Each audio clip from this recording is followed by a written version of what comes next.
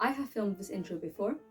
I have filmed this intro between 2021 and 2022 when, while living in my student accommodation in Coventry, I had the bright idea to start a new project in the middle of my master's degree, where I really should not be doing any other projects, to start remaking all the folk costumes from all the different regions that my family comes from. The first choice was, of course, the Podlasie costume, because my family currently lives in Podlasie, but the borders are not the same as the historical ones. So, back when I was doing my master's, I fell into the pitfall of Googling Podlasie folk costumes. And of course, the one that came up is the one that's chosen as kind of the representative costume of the region, which is the Podlasie Nadbużańskie costume, which doesn't cover the whole region because there are just many other variations of folk costume worn throughout Podlasie. Second of all, the thing with this shirt is that it has nothing to do with the part of Podlasie that my family is actually from. However, as the representative costume of the region currently, according to I would like to know who, I will accept the fact that I made it, and it's fine. Live and let live, it's fine. So now, this is the first costume that I'll be doing, and I'm going to shut up now, and let's get to the making. What I'm doing here is known as thread pulling, where instead of transferring the pattern by hand by drawing it onto a fabric, I am instead pulling single threads in straight lines to form the pattern already on the fabric. Pulling the thread reveals a gap in the fabric that I can then cut along. I am doing this because the shirt is made using the construction technique of krój przyramkowy, which means that instead of a modern, usually very curved pattern, I'll be using exclusively squares and rectangles.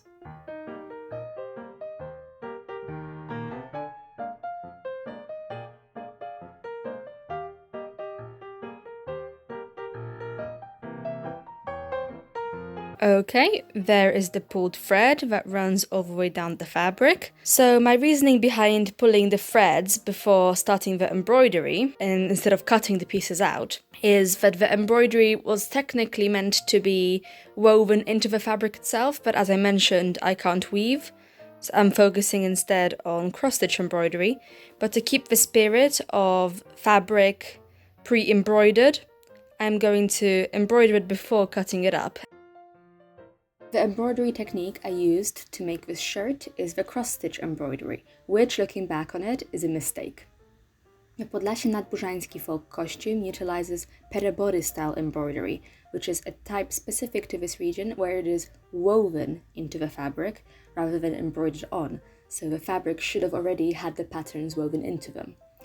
There are, of course, methods of replicating the woven patterns using hand embroidery. However, full disclosure, at this point, I did not look into it well enough, and if I had just done a little bit more research and a little bit more practice, I would have known that this was possible. So this is slightly an anachronistic shirt, as it's meant to be from Podlasie Nadbużańskie, but however, it ends up using the embroidery techniques from the county of Hajnówka.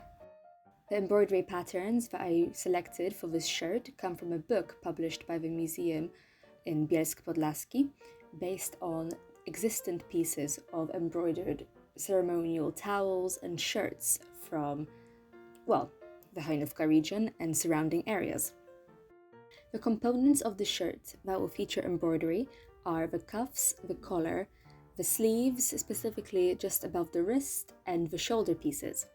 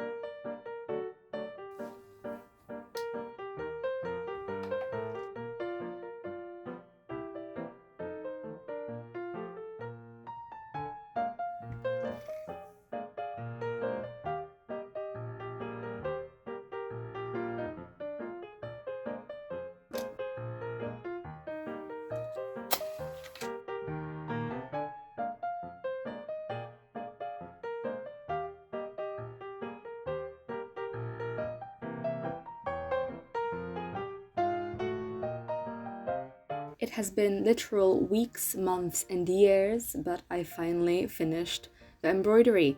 All the panels are done, all the sleeves, all the cuffs, all the shoulder pieces, and all the collars, and now, moment of truth, I need to cut. The cutting, while technically stressful, as it always is, because I'm cutting expensive fabric with a lot of work put into it, but thanks to the thread pulling I did earlier, I have all my lines clearly marked for me, and there can be no mistake. All I have to do is follow the previously pulled thread line, and all the pieces should come together relatively smoothly.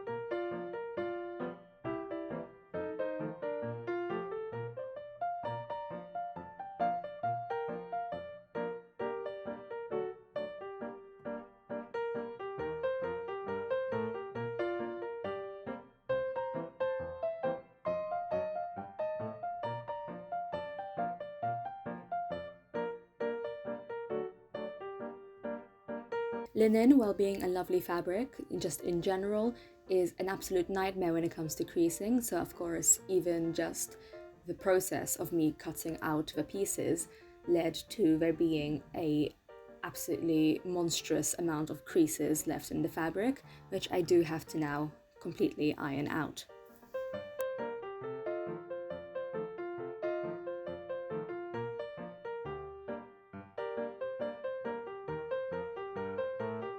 At the very beginning, all my seams are attached with a very normal back stitch.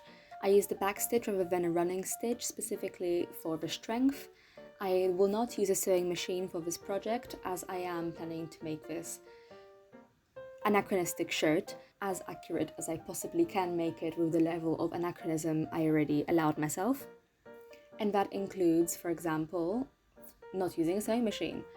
Sewing machines have always been a luxurious commodity. Not everyone could afford it, especially not in the villages.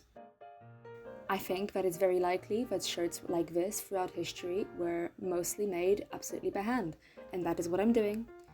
I start off with the back stitch, and I'm going to move on later to whip stitching down the raw edges, as so for the shirt to not completely fray on the inside.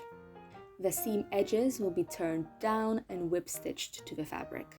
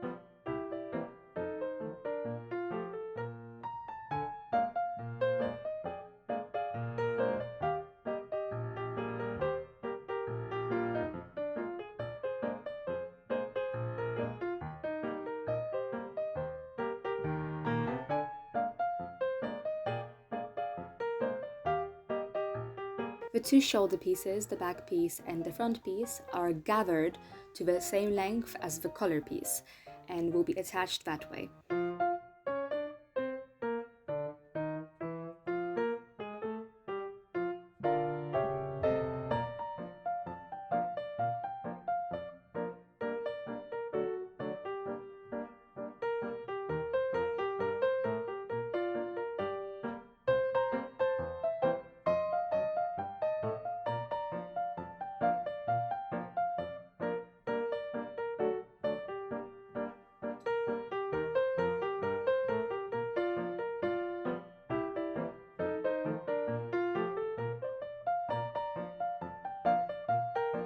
The sleeves are also gathered into the cuffs, and then I attach 2 buttons that I picked earlier, and then on the opposite side I do 2 thread loops to hold on to the buttons, instead of using, for example, elastic like I've seen on many modern versions of such folk shirts.